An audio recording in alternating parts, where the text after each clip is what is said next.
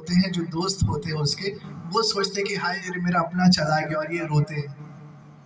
لیکن جو مرنے والا ہے، جس کو یہ ظاہری موت جو آ رہی ہے، وہ جب دوسری زندگی میں قدم رکھتا ہے، وہ یہ احساس کرتا ہے کہ ہم جس دنیا میں تھے وہ تو بہت چھوٹی سی دنیا تھی، اصل دنیا تو یہ ہے. تو یہ واقعہ بھی جو ہے میرے پیر و مرشد وہ ہمیں بتایا کرتے تھے. جب ہم چھوٹے تھے ہمارے گھر پہ 2 کمرے ہیں، تو ایک کمرہ پہ بیٹھ کے وہ ہمیں تعلیم دے رہے تھے اور یہ کہہ رہے تھے کہ بیٹا دیکھو، موت کا جو مسئلہ ہے نا وہ کچھ نہیں ہے.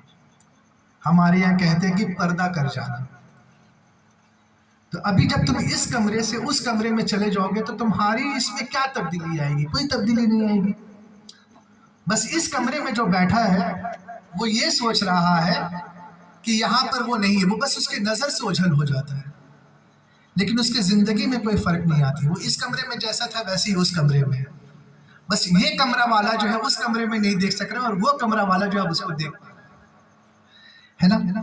تو اللہ تعالیٰ نے قرآن مجید میں جہاں جہاں موت اور حیات کا ذکر کیا ہے، پہلے جو ہے اللہ نے موت کا ذکر کیا ہے، اس کے بعد جو ہے حیات کا ذکر کیا ہے. یہ ترکیب جو ہے اللہ نے قرآن شریف میں کیا ہے. اب اسی ترکیب کو بھی ہم لوگوں کو اپنی زندگی کو سمجھ لینا ہے.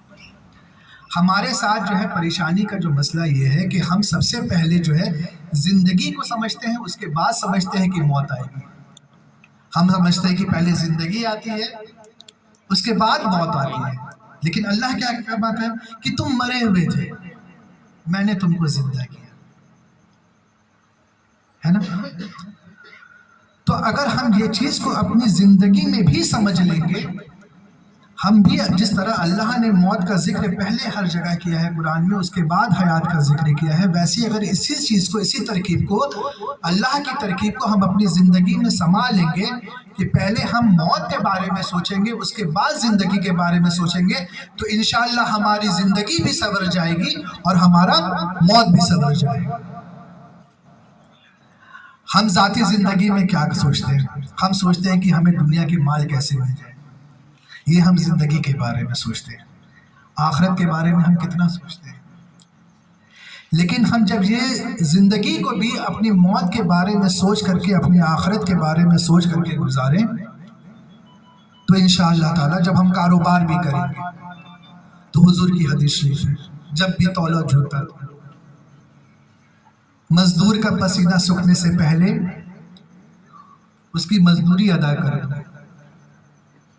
ان چیزوں کو ہم لوگوں کو فالو کرنا پڑے گا. ہم کیا کرتے ہیں؟